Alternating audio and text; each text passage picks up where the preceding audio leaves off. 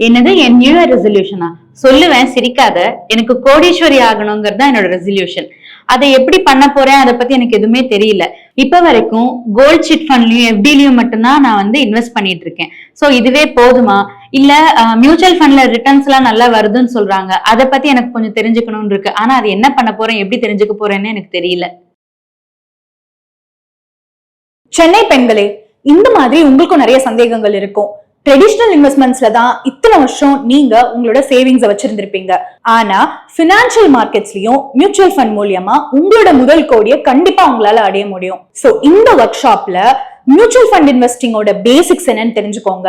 உங்களுக்கு கரெக்டான investment options explore பண்ணுங்க. அண்ட் இப்பவே உங்களோட நியூ இயரை கரெக்டான இன்வெஸ்ட்மெண்ட் மூலியமா ஸ்டார்ட் பண்ணுங்க. சோ 2025ல உங்களோட கோடீஸ்வரி ஜர்னியை எங்களோட ஸ்டார்ட் பண்ணுங்க.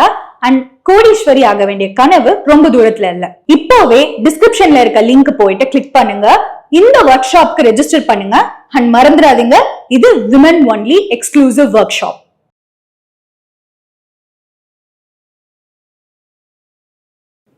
Contrarian sectors for 2025. ஒவ்வொரு வருஷமும் ஆண்டு துவங்கும் போது எல்லாரும் எந்த செக்டரை வாங்கலாம் அப்படின்னு யோசிக்கிறது நார்மல். பட் எல்லாரும் யோசிக்கிற செக்டர் எப்படி இருக்கும்? ப்ரீவியஸ் இயர்ல ரொம்ப நல்லா பண்ண செக்டரா இருக்கும், அல்லது தீமா இருக்கும். இந்த வருஷமும் அதே தீம் நல்லா பண்ணும், ஏன்னா முதலீட்டாளர்களுடைய ஆதரவு அந்த அளவுக்கு இந்த தீமுக்கு இருக்குன்னு நம்ம இயல்பா நினைப்போம். ஸோ நேச்சுரலா நமக்கு ப்ரீவியஸ் இயர்ல சக்சீட் ஆன விஷயங்கள் கரண்ட் இயர்லயும் சக்சீட் ஆகும்னு ஒரு நம்பிக்கை உருவாகும். இந்த நம்பிக்கையின் அடிப்படையில் நாம நிறைய முதலீட்டு முடிவுகளை தொடர்ந்து எடுப்போம். ஆனா மார்க்கெட்டுக்கு தனக்குன்னு ஒரு மைண்ட் இருக்கும். மார்க்கெட் நாம நினைக்கிறத முக்காவாசி ஆண்டுகள்ல நினைக்காது. ரேரா தான் ஒரே செக்டர் ஒரு வருஷத்துல இருந்து அடுத்த வருஷமும் பெட்டர் பர்ஃபார்மன்ஸை கொடுக்கும், அல்லது அதே பர்ஃபார்மன்ஸை கொடுக்கும். லாஸ்ட் இயர் செக்டோரல் பர்ஃபார்மன்ஸை விட தீமேட்டிக் பர்ஃபார்மன்ஸ் தான் ரொம்பவே முக்கியமா எல்லாருக்குமே ப்ராஃபிட் அள்ளி கொடுத்தது. செக்டர்ஸ் அப்படின்னு பாத்தீங்கன்னா லாஸ்ட் இயர் தனித்துவமாக ஓங்கி ஜெயிச்ச செக்டர்னு நம்ம எதையுமே சொல்ல முடியாது. பட் தீமேட்டிக்கலி எஸ்எம்இ சொல்லலாம், மைக்ரோ கேப்பை சொல்லலாம், ஸ்மால் கேப்பை சொல்லலாம், டிஃபென்ஸ் சொல்லலாம், ரயில்வே சொல்லலாம், பிஎஸ்யூ பேங்க்ஸை கூட சொல்லலாம். இப்படி நிறைய தீம்ஸ் ஜெயிச்சது. பட் என்ன பொறுத்த வரைக்கும் 2025 இது போன்ற தீம்ஸை விட செக்டர்ஸ் இன்னும் ஸ்டேபிளா இருக்கும் அப்படின்னு நான் நினைக்கிறேன். செக்டர் வாரியாக சிந்திப்பது பெட்டர், தீம் வாரியாக சிந்திப்பதை விட என்பது என்னுடைய தனிப்பட்ட கருத்து. ஏன்னா ஒரு தீம் பிடிச்சு போயிட்டா எல்லாரும் பணத்தை அள்ளி இறைக்கிறாங்க. அதுல மதிப்பீடு சார்ந்த அளவீடுகளை எல்லாம் புறந்தள்ளி விட்டு பணத்தை கண்மூடித்தனமா இறைக்கிறாங்க. தீமேட்டிக்கா திங்க் பண்ணும்போது உச்சத்தை தொட்டுட்டு ஒரு தீம் இறங்கும் போது இன்னும் நிறைய பேர் அதுல மாட்டிக்கிறாங்க. More people get stuck on the way down than on the way up. ஏறும்போது வாங்குறது இல்ல, இறங்கும் போது அவசரப்பட்டு வாங்கி நிறைய பேர் சிக்கிக்கிறாங்க.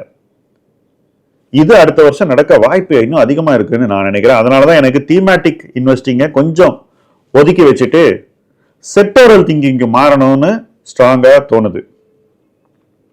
செக்டர்ஸ்னு பார்த்தா ரொம்ப ஆப்வியஸான கான்ட்ரேரியன் செக்டர் ஃபார் 2025 எஃப்எம்சிஜி. பணவீக்கம் தொடர போகுது. உலகம் பூராவும் பணவீக்கத்தை கண்ட்ரோல் பண்றதுக்கு கஷ்டப்பட போறாங்க. வட்டி விகிதங்கள் குறையாது. இந்த சூழ்நிலையில மக்களுக்கு ஸ்பெண்ட் பண்ணக்கூடிய பவர் உலகம் பூராவும் நகரங்களில் குறையும். சோ அர்பன் ஸ்பெண்டிங், நகரம் சார்ந்த செலவுகள் குறையும் போது கன்சியூமர் ப்ராடக்ட்ஸ் பாதிக்கப்படுவது இயல்பு. ஏன்னா டவுன் ட்ரேடிங் அப்படின்னு ஒரு விஷயம் உறுதியா நடந்துகிட்டு இருக்கு, இன்னும் அதிகமாகும் அடுத்த வருஷம். இது நடக்கும்போது மார்க்கெட் எஃப்எம்சிஜிக்கு கொடுக்கக்கூடிய நிறுவன மதிப்பை குறைத்துக் கொள்ளும் என்பதுதான் என்னுடைய கணிப்பு. அப்படி குறைத்து கொண்டால் அந்த காலகட்டத்தில் எல்லாருக்கும் என்ன தோணும்? ஹோப்பே தெரியலையே, எப்போ இதெல்லாம் மாறப்போகுது, இன்னும் எவ்வளவு நாளைக்கு இதே மாதிரி இருக்கும் அப்படின்ற ஒரு பயம் வரும்போது இப்ப எதுக்கு இதை வாங்கணும்னு தோணும். ஆனா மார்க்கெட் அந்த மாதிரி நினைக்கும் போது நான் ஏன் இதை வாங்கக்கூடாதுன்னு யோசிச்சு அந்த செக்டரை வாங்குறது தான் கான்ட்ரேரி இன்வெஸ்டிங். அப்படி கான்ட்ரேரி இன்வெஸ்டிங் பண்ணுவதற்கு எஃப்எம்சிஜி மிகச்சிறந்த வாய்ப்பை அடுத்த வருஷம் கொடுக்கும் என்பது என்னுடைய நம்பிக்கை. கொடுக்கிறதா என்று பார்ப்போம். அடுத்த செக்டர் என்ன பொறுத்த வரைக்கும் இந்தியாவில் முக்கியமான ஒரு sector telecom and data.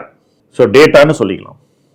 Data சார்ந்த பிஸ்னஸஸ் ரொம்ப நல்லா பண்ணுவாங்க. Whether telecom companies selling data or companies setting up data centers, companies servicing data center business. So data என்பது ஒரு மிகப்பெரிய எமர்ஜிங் தீமாக இருக்க போகிறது. அடுத்த 5 ஆண்டுகளுக்கு அதுல பெருமுதலீடுகள் வரப்போகிறது. எல்லாராலையும் அதுக்குள்ள போக முடியாது. எந்தெந்த கம்பெனிஸ் இதுல ரொம்ப ஸ்ட்ராங்கா இருக்க போறாங்களோ, யார்கிட்ட நிதி ஆதாரம் இருக்கோ, பெரிய கம்பெனிஸ் ஜெயிப்பாங்க. அதுக்காக போய் ஒரு எஸ்எம்இ கம்பெனியை எடுத்துக்கிட்டு இது டேட்டா பிசினஸ் பேஸ் பண்ணி பயங்கரமா பண்ண போகுது டேட்டா சென்டர்னு ஏமாறாதீங்க. பேலன்ஸ் ஷீட் இல்லாதவன் இந்த தொழிலில் உள்ள வர கூட முடியாது, நிக்க முடியாது, உறுதியா ஜெயிக்க முடியாது. யாருக்கு பேலன்ஸ் ஷீட் இருக்கோ, யாருனால ஆயிரக்கணக்கான கோடிகளை முதலீடு செய்து அதை பொறுமையா செஞ்சு வெயிட் பண்ணி அந்த ரிசல்ட்ஸை அனுபவிக்க முடியுமோ, யாருனால இனிஷியலா பெயினையும் லாஸையும் எடுக்க முடியுமோ, அந்த இன்வெஸ்டர்ஸ் தான், அந்த கார்பரேட்ஸ் தான், அந்த மேனேஜ்மெண்ட்ஸ் தான் ஜெயிக்க போறாங்க. But data is a sure shot. இந்தியாவில் 2 கம்பெனிஸ் இதுல நிச்சயமாக முக்கியமான பிளேயர்ஸா வர வாய்ப்பு இருக்கு. ஒன்னு ஆப்வியஸ்லி ரிலையன்ஸ், இன்னொன்று பாரதி குரூப். இன்னும் யார் யார் வரப்போகிறார்கள்? அதானி வரப்போறாங்களா, இல்ல வெளியில் இருந்து அமேசான் போன்ற நிறுவனங்கள் வரப்போறாங்களா? அவங்க எப்படி இந்தியாவில் இன்வெஸ்ட் பண்ண போறாங்க? அவங்களுக்கு யார் சர்வீஸ் ப்ரொவைடர்? எந்தெந்த கம்பெனிஸ் இதனால பெனிஃபிட் ஆவாங்க? இதெல்லாம் நம்ம பொறுத்து தான் பார்க்கணும். பட் ஒரு கான்ட்ரேரியன் செக்டராக எனக்கு உறுதியாக டேட்டா தெரிகிறது. இந்த வாரம் லேர்னிங் சாட்டர்டேல நமக்கு 2 இன்ட்ரெஸ்டிங் வெபினார்ஸ் இருக்கு. 2024 மார்க்கெட்ஸ் ரொம்பவே வாலடைலா இருந்தது. அப்ப 2025க்கு சேஃபர் இன்வெஸ்ட்மெண்ட் ஆப்ஷன்ஸ் என்னன்னு Samyuktha and Vaishnavi 10 AM discuss பண்றாங்க. அடுத்து நம்ம எல்லாருக்குமே இயர் எண்ட் போனஸ் வந்திருக்கும். அந்த இயர் எண்ட் போனஸை எப்படி சேவ் பண்ணணும், லாங் டேர்ம் growthக்கு எதுல இன்வெஸ்ட் பண்ணணும்னு 11 AM Vinu and Ram discuss பண்றாங்க. இந்த 2 வெபினாரையும் கலந்துக்கணும்னா மறக்காம இப்பவே டிஸ்கிரிப்ஷன்ல இருக்க லிங்க் கிளிக் பண்ணி ரெஜிஸ்டர் பண்ணுங்க.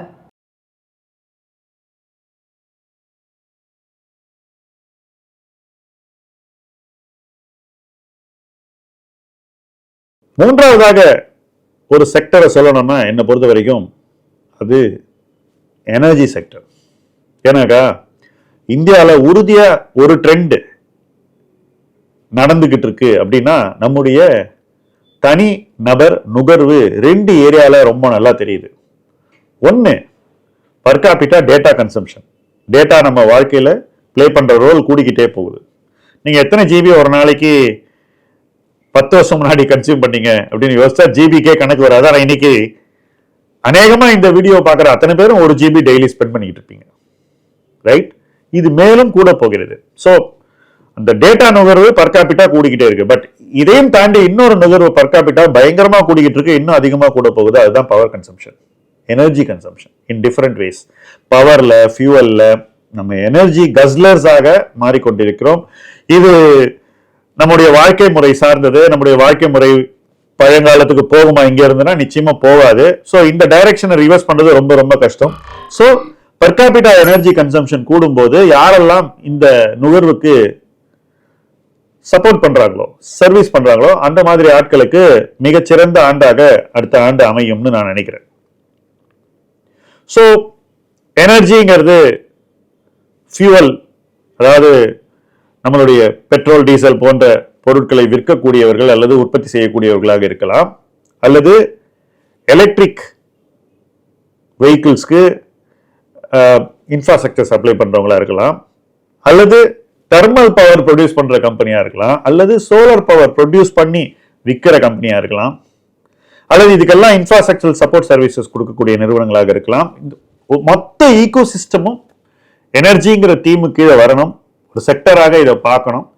அண்ட் எனர்ஜியில இன்னும் நிறைய விஷயங்கள் நடக்க போகுது. ஹைட்ரஜன் வரப்போகுது, எல்என்ஜியில வாகனங்கள் போக போகுது, ட்ரக்ஸ் அண்ட் பஸ்ஸஸ். ஸோ இந்த மாதிரி நிறைய மாற்றங்கள் எனர்ஜி சார்ந்து வரப்போகுது. ஸோ அந்த ஃபீல்டே ரொம்ப வாஸ்ட்.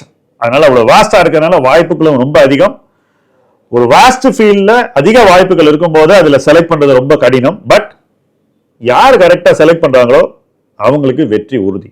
ஸோ ஒரு டஃப் ஸ்பேஸ் பட் ஒரு ஷூர் ஷாட் ஆப்பர்ச்சுனிட்டி அப்படின்னு நான் எனர்ஜியை பார்க்குறேன். ஸோ இந்த 3 தீம்ஸை நான் இந்த ஆண்டுக்கு கான்ட்ரேரியன் தீம்ஸாக பார்க்கிறேன். இதுல எது உறுதியா நமக்கு முதலீட்டு வாய்ப்பாக மாறும்னு இன்னைக்கு சொல்ல முடியாது. பட் தொடர்ந்து நம்ம அதை ட்ராக் பண்ணிக்கிட்டே இருந்தா ஏதோ ஒரு காலகட்டத்தில் நமக்கு அந்த வாய்ப்பு இன்னும் தெளிவாக தெரியும் போது, நிறுவன மதிப்பு நமக்கு சரியாக தோன்றும் போது முதலீடாக மாறும். அந்த நொடி எப்போது நமக்கு முன்னாடி வருதோ அந்த நேரத்தில் அதை ரெக்கக்னைஸ் பண்ண தெரியணும். அது எப்படி தெரியும்? இந்த மாதிரி ஆண்டு முதலில் இருந்து அதை பத்தி யோசிச்சுட்டே இருந்தா அந்த துறைகளில் வரக்கூடிய மாற்றங்கள் நமக்கு புரிய ஆரம்பிக்கும். அந்த மாற்றங்களை புரிந்து கொண்டு எப்படி இன்டர்பிரட் பண்றது அப்படின்றத தொடர்ந்து கத்துக்கிட்டே வந்தாக்கா ஏதோ ஒரு பாயிண்ட்ல நிறுவன மதிப்பு எவ்வளவு இருக்கணும்னு நமக்கு ஒரு அளவீடு கிடைக்கும். அந்த அளவீடு கிடைச்சதுக்கு அப்புறம் தொடர்ந்து அதை வாட்ச் பண்ணிக்கிட்டே இருக்கும்போது ஏதோ ஒரு காலகட்டத்தில் அந்த அளவீடு நம்ம முன்னாடி மார்க்கெட்ல நிறுவன மதிப்பாக தோன்றும் போது அதை வாங்க வேண்டும் என்று நமக்கு கன்விக்ஷன் வரும். அன்று ஒரு முதலீட்டு முடிவு உருவாகும். அந்த முதலீட்டு முடிவை நோக்கி இணைந்து பயணிப்போம். முதலீட்டு களம் உங்கள் களம். நன்றி.